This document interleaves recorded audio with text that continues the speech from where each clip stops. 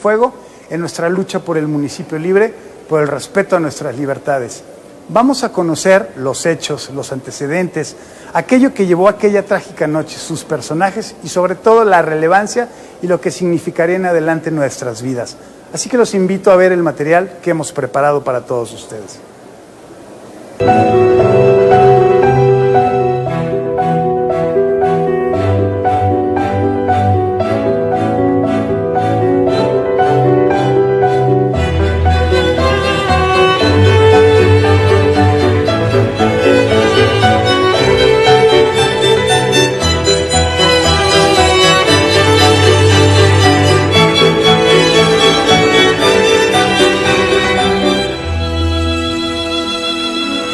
El 2 de enero de 1946 es conocido a nivel nacional por la batalla que emprendió el pueblo de León por el municipio libre. Una batalla que fue también contra el fraude electoral que desde años atrás se venía realizando. Y también fue un movimiento enérgico contra la imposición de quienes ostentaban el poder. Fue un movimiento que costó sangre, mucha sangre de nuestros padres, de nuestros abuelos leoneses, pero todo fue por dignificar la vida política de nuestro municipio. Estamos en la plaza principal de la ciudad de León, Guanajuato, el lugar exacto en donde se desarrolló lo que la gente conoce como la matanza del 2 de enero. El 16 de diciembre de 1945 habrían de efectuarse elecciones para renovar los 46 ayuntamientos del estado de Guanajuato.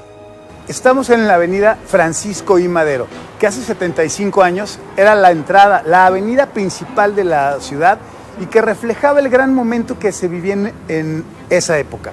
Era el momento en el que surgían nuevos comercios y nuevos edificios y que había ese aire de modernidad en algún sentido y que era el resultado de una gran derrama económica que había traído la Segunda Guerra Mundial al generarse una demanda inusitada del calzado que se producía aquí en nuestra ciudad. Eso se tradujo en nuevas fábricas, en muchos empleos, en mucha gente que llegaba a León y que encontraba una oportunidad para crecer y para trabajar. Sin embargo, era una ciudad a la que todo le quedaba chico ya. No faltaban hospitales, escuelas, calles pavimentadas, pero sobre todo agua potable y drenaje.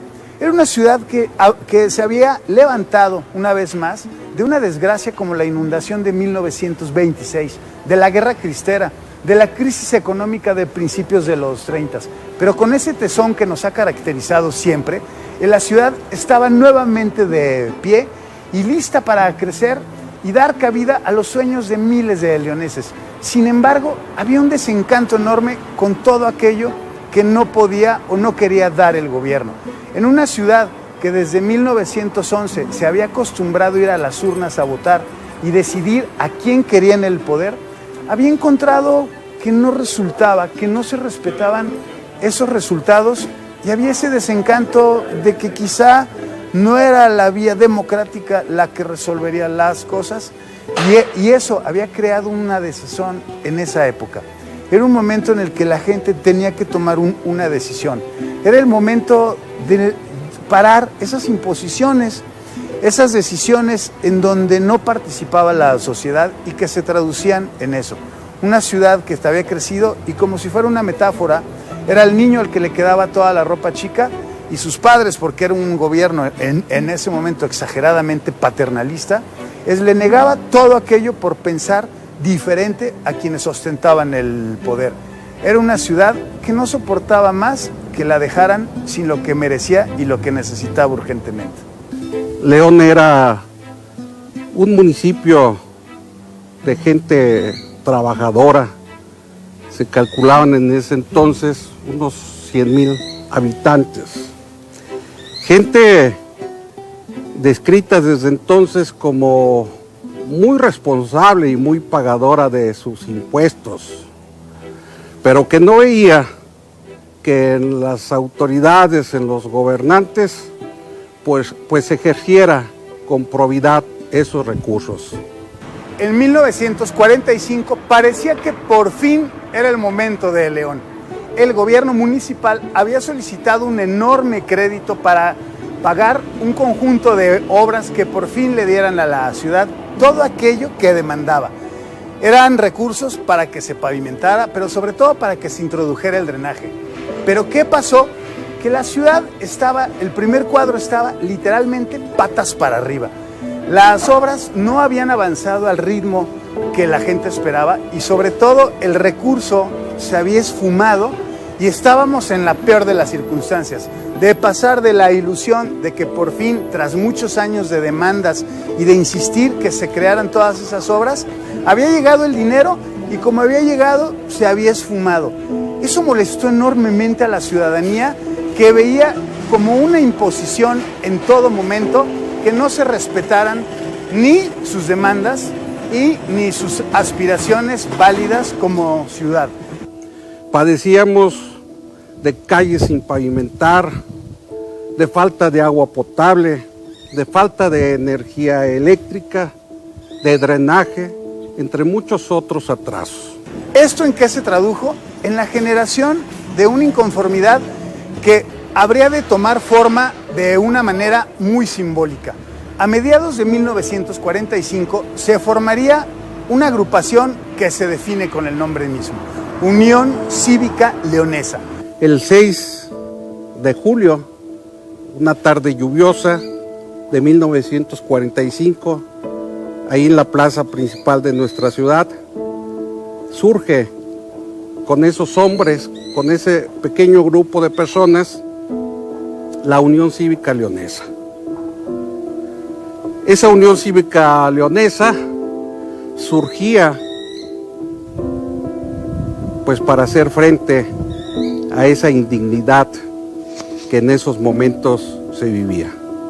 Obviamente los que estaban en el poder y los corifeos de ese poder, pues rápido los bautizaron de que la Unión Cívica Leonesa significaba unos cuantos locos.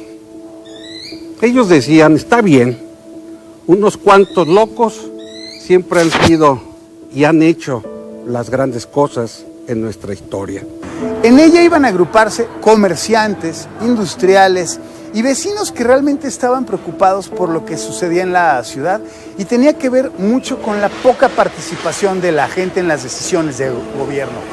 Toda esta gente iba a crear una asociación que iba a poner muy en claro cuáles eran esas demandas y la principal se traducía en la honradez. Eso es lo que la gente pedía, honradez en sus gobernantes. Esos personajes crearon un programa que lo calificaron como muy sencillo, su programa de acción. Y decían ellos, queremos hacer un ciudadano de cada habitante de León. El propósito lo dejaron muy claro. Es formar un ayuntamiento no político, es decir, de personas que no hayan hecho de la política un oficio y que no tengan necesidad ni pretensiones de vivir de los puestos públicos. En un momento en que parecía que el país mismo se polarizaba en diferentes corrientes políticas, esta Unión Cívica Leonesa iba a reunir, amalgamar a las distintas fuerzas políticas opositoras a quien ostentaba el poder en ese momento, para poner en la mesa esas demandas que eran perfectamente justas para una ciudad que generaba empleo, impuestos, pero no lo veía que se reflejara en las obras. Esa sensación de que una vez más nos habían engañado es lo que llamó a la gente a buscar un candidato que ante todo que representara esa honradez y ese interés por trabajar por su ciudad. Ese candidato iba a ser Carlos Obregón, que tenía aquí su negocio, una de las peleterías más antiguas en la ciudad y a quien la gente conocía muy bien por su labor en las inundaciones de 1926. Él fue quien encabezó el comité de auxilio y su honradez era como su mejor carta de presentación. Carlos Obregón entonces tenía 56 años y vivía en la colonia Bellavista. Una vez que decidieron el personaje para contender en las elecciones y cambiar esa situación que se vivía de corrupción, de fraudes, fueron hasta su casa en la colonia Bellavista con antorchas, con júbilo marcharon hasta su casa y pues ahí le tocaron a su puerta y le expresaron que lo habían escogido como su candidato. Carlos Obregón de inmediato dijo, no, yo no, les agradezco mucho, pero pues no puedo yo participar. Alguien de la Unión Cívica Leonesa le dice, no le venimos a preguntar, don Carlos. Hemos decidido que usted sea el candidato. Y finalmente Carlos Obregón, pues ante esa presión, ante esas aclamaciones, pues no le quedó más que decir, bueno, pues agradezco a el que se hayan fijado en mí. Si el voto del pueblo me lleva a la presidencia municipal, está bien, ahí estaré.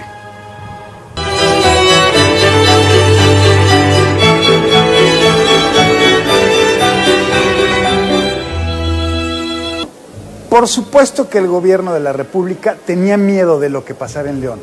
Habría que remontarnos a los antecedentes y no es un asunto menor.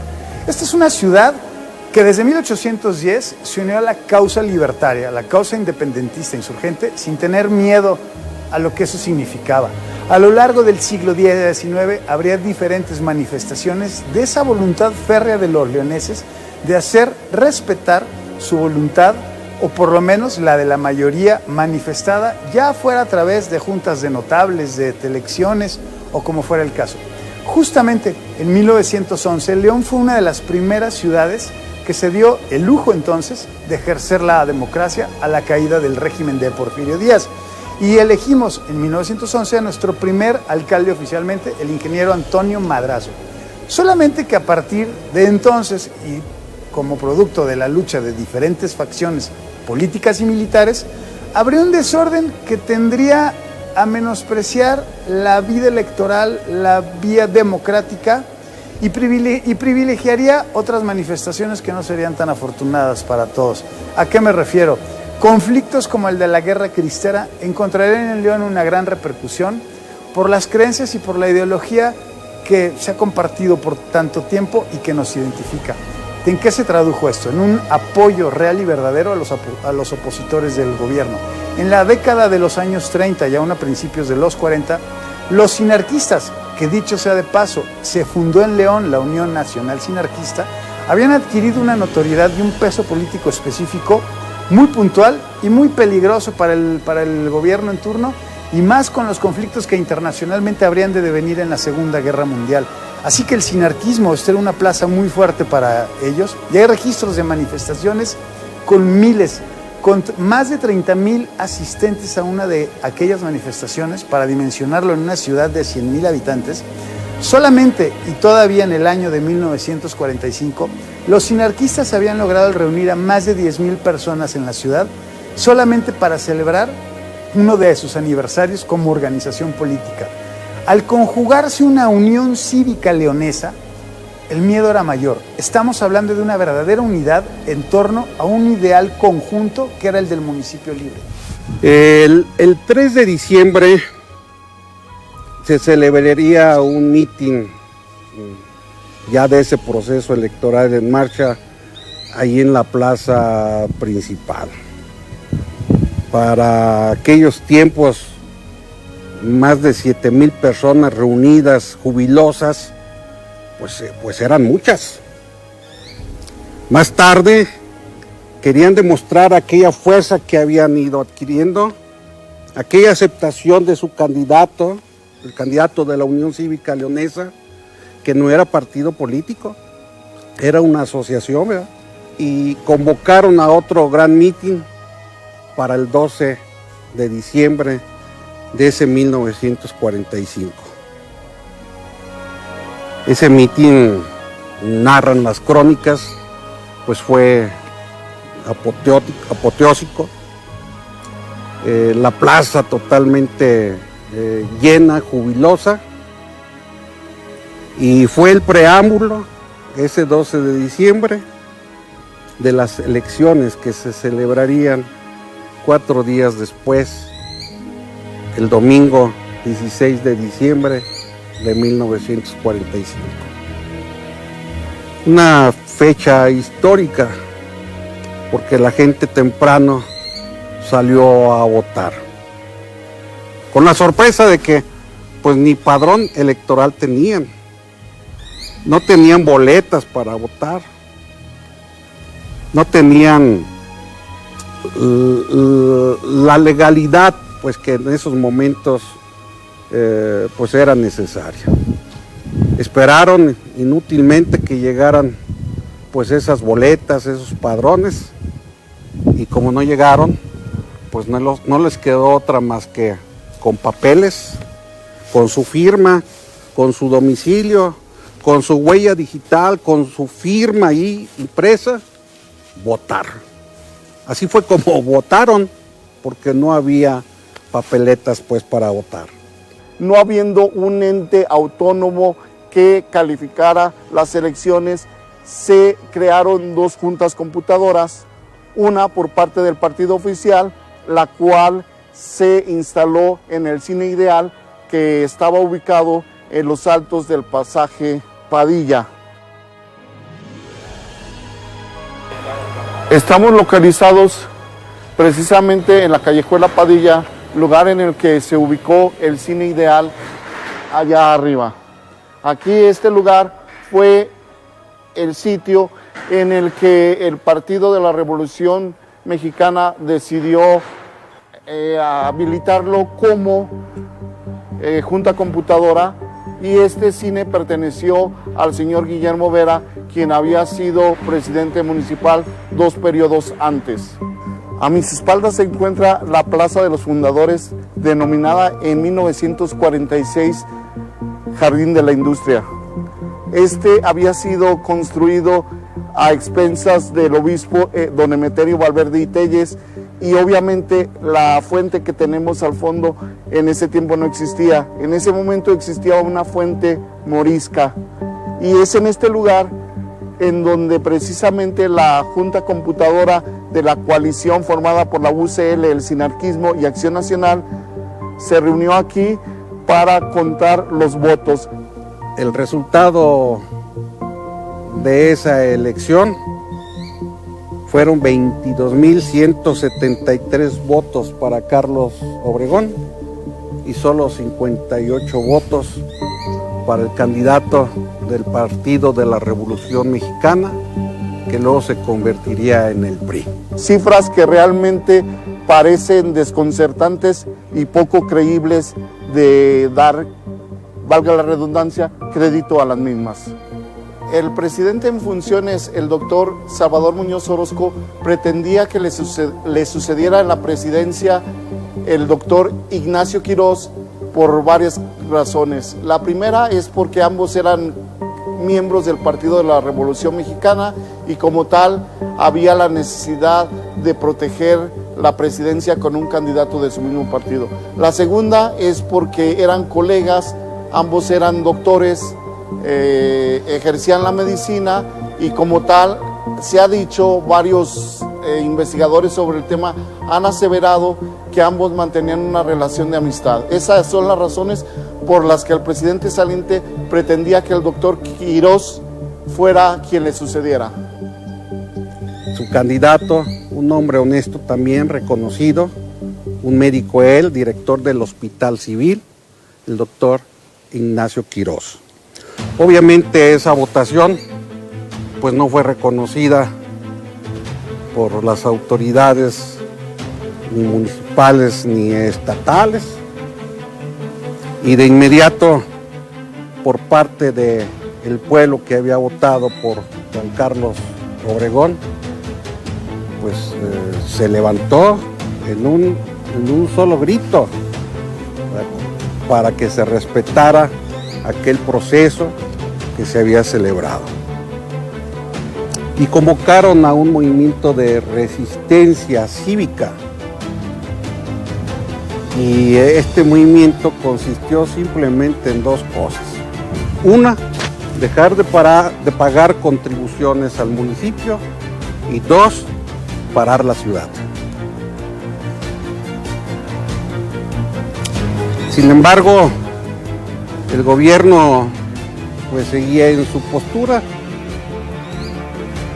de imponer al doctor Ignacio Quirós, y la noche del 31 de diciembre de 1945, pues tomó protesta como presidente municipal electo. En el Parque Hidalgo sucedió un evento organizado por la UCL, que le dio posesión simbólica a su candidato, que era el señor Carlos Obregón. A las 11 de la mañana había tomado posesión el doctor Ignacio Quirós como presidente municipal. Entonces la UCL hace un acto alterno en el Parque Hidalgo, dándole posesión a su candidato, el cual es repelido por órdenes del coronel Cano Martínez. El 2 de enero de 1946, desde muy temprano, la ciudad de León quedó totalmente paralizada. Los comercios, las tenerías, los talleres de calzado, todo quedó paralizado. Y la Unión Cívica Leonesa celebraba junto con ese paro pues un mitin frente a Palacio Municipal, cuando de repente y sin esperarlo, pues desde las azoteas de Palacio Municipal empezaron a disparar a la inerme población, que cayó masacrada con las balas de los soldados.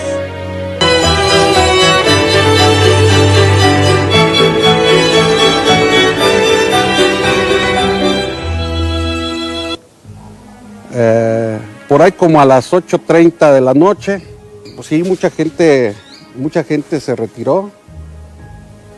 Mi padre, que estaba joven en ese tiempo y vivía por el barrio arriba, ahí sobre la calle Moctezuma, con muchos otros compañeros de él, amigos, zapateros, curtidores, pues lo que hicieron fue, sí, retirarse. Pero mientras ellos se retiraban, un grupo de chamacos pues desfilaban con un féretro con las siglas del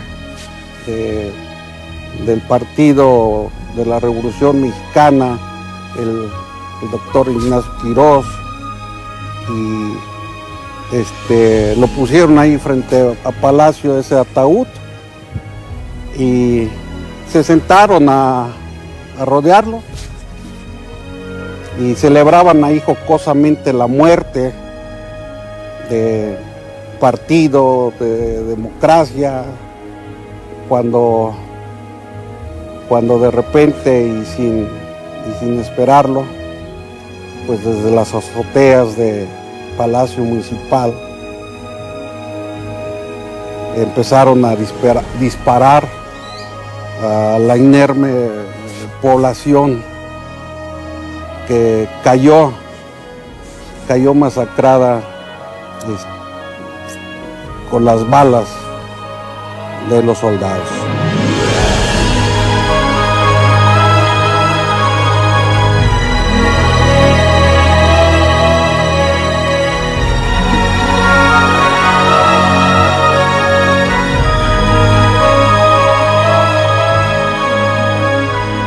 Se dice que se congregaron en la plaza principal ese día. Las crónicas nos hablan de 4,000 personas. Lo que hicieron fue esperar noticias cómo se iba desenvolviendo en el curso del día los acontecimientos. Ellos pretendían que el doctor Quirós renunciara. Entonces permaneció la gente en la plaza, hicieron realmente una verbena popular, había niños, mujeres, todos esperando alguna noticia que diera fe de lo que ocurría adentro del palacio. Y es hasta las 9 de la noche cuando se va a desencadenar la masacre.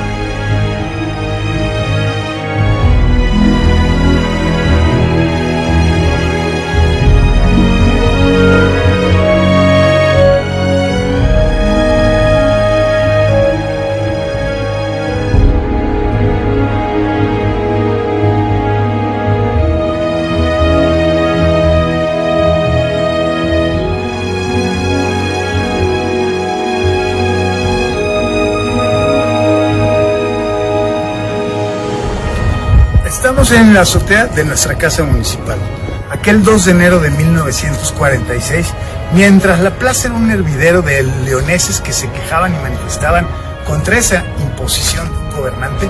Los militares iban tomando sus posiciones en espera de lo que pudiese suceder. Entrada la noche, habrían de recibir la peor orden de toda su vida: disparar contra la población inocente.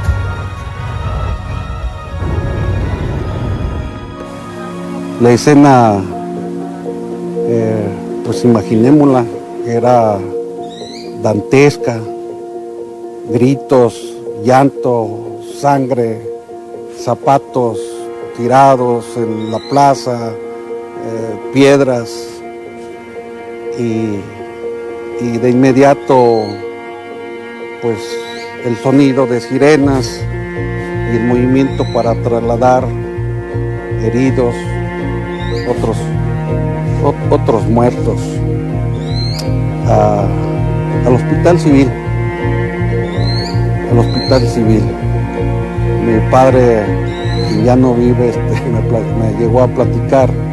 Dice, pues nosotros habíamos dejado el mitin y veníamos ahí por la iglesia del Inmaculado cuando se escucharon muy fuerte los balazos, y pues lo que hicimos fue correr hasta llegar a nuestras casas. Y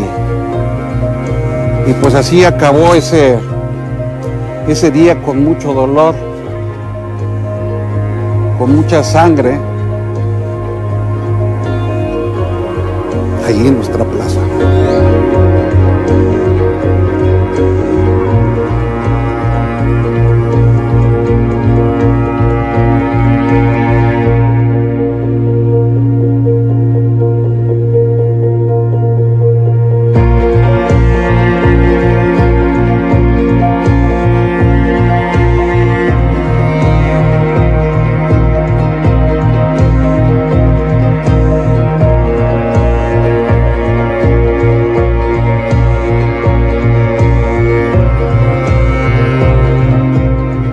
Es difícil establecer cuánto duró, pero por lo que se dice, aproximadamente duró 20 minutos, aunque al tiroteo siguió que los militares persiguieron a los manifestantes y a la gente en general, a los alrededores de las calles adyacentes de la plaza municipal, como era la calle Madero, la calle 5 de Febrero, calles,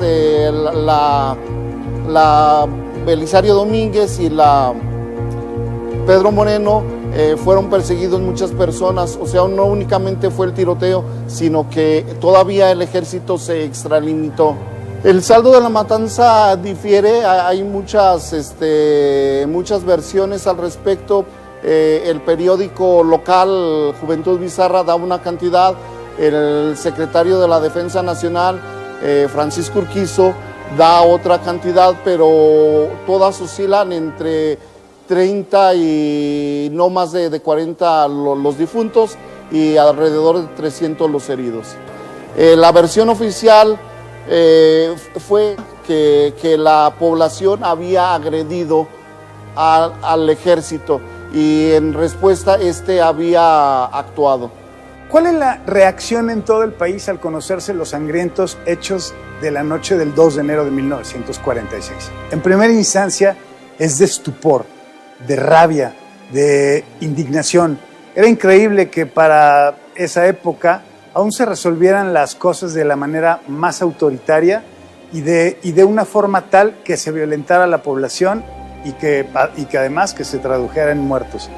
Esta reacción habría de traducirse en desplegados, en pequeñas marchas, en manifestaciones por todos los conductos al presidente de la República, Manuel Ávila Camacho.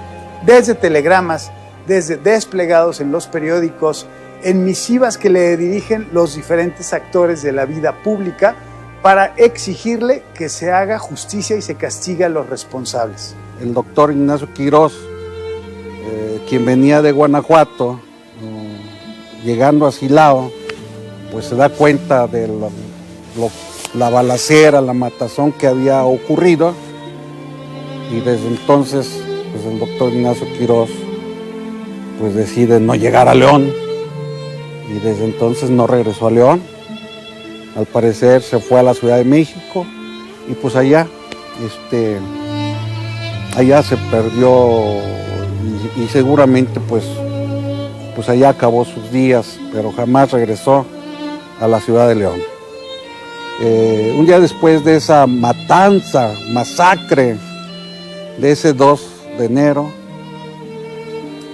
los diarios, los enviados hablaban de lo que aquí había ocurrido y vinieron corresponsales de los diarios de la época, el Universal, la Prensa, Excelsior, y por los reporteros a narrar, no les quedaba otra más que a narrar las historias de terror, de sangre, de dolor en nuestras familias leonesas, pues que un día antes se habían vivido.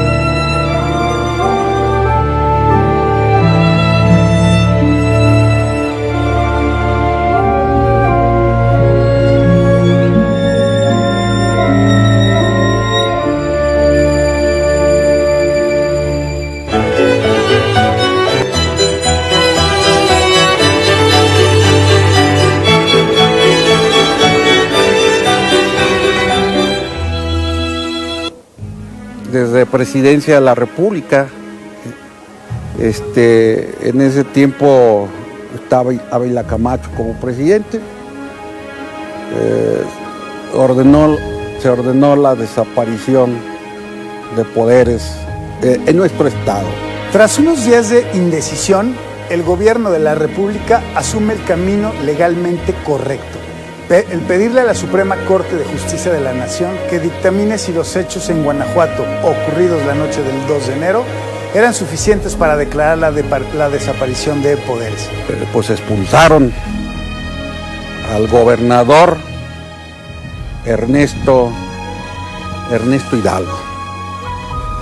7 de enero de 1946, desaparición de poderes. Y quedan acéfalas todas las alcaldías que recientemente habían tomado su cargo y que se habían renovado y obligan a que se nombren juntas de administración civil en todo el estado. ¿En qué afecta esto? Que era justamente un año electoral. En 1946 habrían de celebrarse las elecciones presidenciales y esto generó una doble inquietud. Una es que esa oposición muy creciente ya en León y en Guanajuato se tradujera en un apoyo para el candidato opositor al candidato oficialista, que era Miguel Alemán. ¿Esto en qué devino? En que se reacomodaran tanto las posiciones en la política, en lo local, en lo estatal y aún en lo nacional, al reafirmarse el peligro de mantener un Estado que era capaz de someter con violencia e ilegalmente a un pueblo que simple y llanamente les demandaba el ejercicio de sus derechos más básicos como ciudadanos. El gobierno de Ernesto Hidalgo, un periodista quizá de pocas luces en lo político, era un gobierno gris y que contrastaba enormemente con el buen gobierno que a secas había tenido su antecesor, Enrique Fernández Martínez, quien había logrado el congraciarse con diferentes sectores de la población y crear una mínima unidad en torno a aquel partido oficialista, el Partido de la Revolución Mexicana, que justamente en el año del 46 y tras los hechos de León habría de cambiar su nombre a Partido Revolucionario Institucional. La Junta de Administración Civil, que se formó el 3 de enero del 46, quedó finalmente disuelta y el 19 de febrero de ese 1946, don Carlos Obregón asumió constitucionalmente la presidencia municipal de León.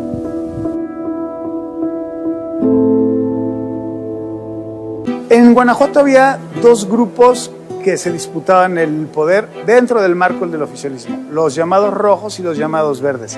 Y lo que vino a suceder es que quienes estaban en el poder, que en este caso era el grupo el que había apoyado a Ernesto Hidalgo, simple y llanamente se quedaran fuera de la jugada. Y en el caso específico, en el de León, en primera instancia se instrumentó una junta de administración civil que a su vez se negó a seguir los designios del gobernador Ernesto Hidalgo y con la desaparición de poderes simple y llanamente aguardaron el momento para que legalmente se reconociera la necesidad de una nueva junta de administración civil que entraría en funciones a partir del día 19 de febrero de 1946, siendo efectiva el 20 de febrero, al día siguiente, iniciaría el gobierno de esta nueva junta que encabezaría el ciudadano Carlos Obregón. Esto es, no reconocía el gobierno de la República oficialmente la derrota de su partido, pero tácitamente admitía que el triunfo era del candidato opositor y que esa era la voluntad de la mayoría de los leoneses. Por supuesto que le dio miedo al gobierno de la República, prefirió recular, prefirió dar marcha atrás y borrar y volver a empezar una nueva cuenta política, permitiendo que se impusiera la voluntad de los leoneses de elegir democráticamente o por lo menos llevarlo al poder a un verdadero representante de sus intereses. El 2 de enero es recordado como esa fecha fatídica de los mártires del 2 de enero de 1946. Pero este movimiento tiene sus antecedentes. Recordarán ustedes el año de 1910, pues una lucha pues igual, no más que a nivel nacional. Francisco I. Madero convocó a una revolución después de un fraude espantoso propiciado por la dictadura de Porfirio Díaz. 30 años en el poder, elecciones y burla del voto de los ciudadanos. Hasta que hubo alguien que se levantó en esa fecha de 1910 y pues a partir de ahí, de ese movimiento, tenemos nuestras primeras elecciones democráticas en nuestro país.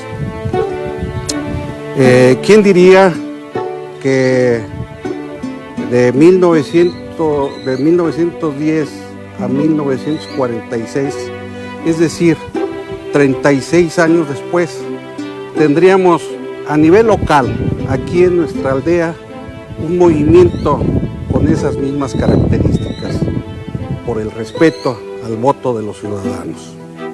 Hay que dimensionar que en 1946 todos los municipios, los 2.400 municipios que componen esta república, eran gobernados por un solo partido y no se permitía que una ciudad, un municipio, eligiese a otra fuerza política. Es ahí en donde hay que recalcar el valor que tuvo la acción decidida de la población de no permitir una imposición más y se respetara, así fuera tácitamente, el triunfo de los opositores. Esto vino a cambiar el panorama porque abrió una consideración para el gobierno de la República, que era aprender a respetar por lo menos el consenso de las ciudades de qué gobernantes o qué alcaldes iban a dirigir sus destinos. Claro que no fue de la noche a la mañana y no fue siquiera consecutivo, pero sentó las bases de dos cosas. Una, de un verdadero municipio libre, con León como el ejemplo y como la bandera de ese espíritu, y por el otro lado, el temor del gobierno a imponerse violentamente como lo había hecho hasta entonces y pensárselo más de dos veces, y sobre todo en el caso de León, si convenía ir en contra de la voluntad de las mayorías. El impacto de este suceso en la vida de los leoneses es que se materializa el artículo 115, el cual instituye la creación del municipio libre. Esta es un ejemplo de cultura cívica que León aporta no únicamente al estado de Guanajuato, sino a todo territorio nacional. Tuvieron que luchar y morir para dejarnos un León como el que hoy disfrutamos sus habitantes. Pero para ello tuvieron que morir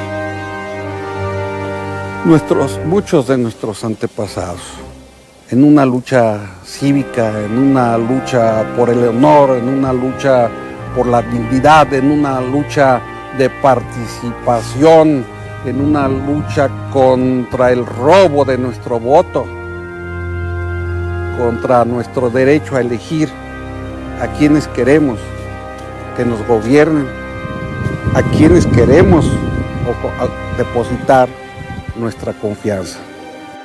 El impacto de la matanza del 2 de enero fue enorme en todos los sentidos. Por un lado, la tristeza que eso devino en la ciudad por los muertos, por los heridos, por el dolor de verse agredidos así.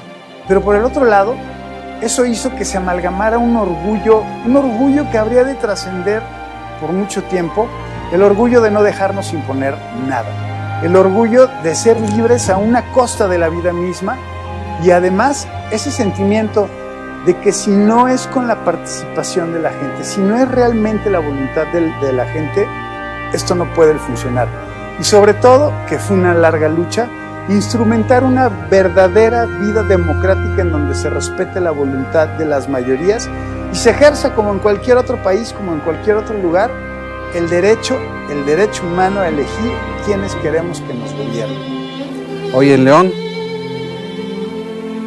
tenemos una ciudad moderna, con empleo, con grandes avenidas, con calles pavimentadas, con prácticamente el 100% de las necesidades de agua cubiertas, de electrificación. Un León que con una lucha de este tamaño y con trabajo, pues venciendo todas las adversidades para que sus hijos, nuestros hijos, vivamos mejor. A las generaciones de hoy les diría, honremos la memoria de nuestros padres que supieron morir y luchar por este León que hoy tenemos. Bien dicen que quien no conoce su historia está condenado a repetirla. Así que sirva este material para recordarnos el valor que tiene la dignidad y la libertad de un pueblo. De recordarnos que nadie ni nada puede imponer su voluntad encima del bienestar de las mayorías. Y además, que no lo olvidemos, solo es con la participación de todos y cada uno de los ciudadanos como se construye una mejor ciudad y un mejor país. Así que honor y gloria a los mártires del 2 de enero y muchas gracias por acompañarnos.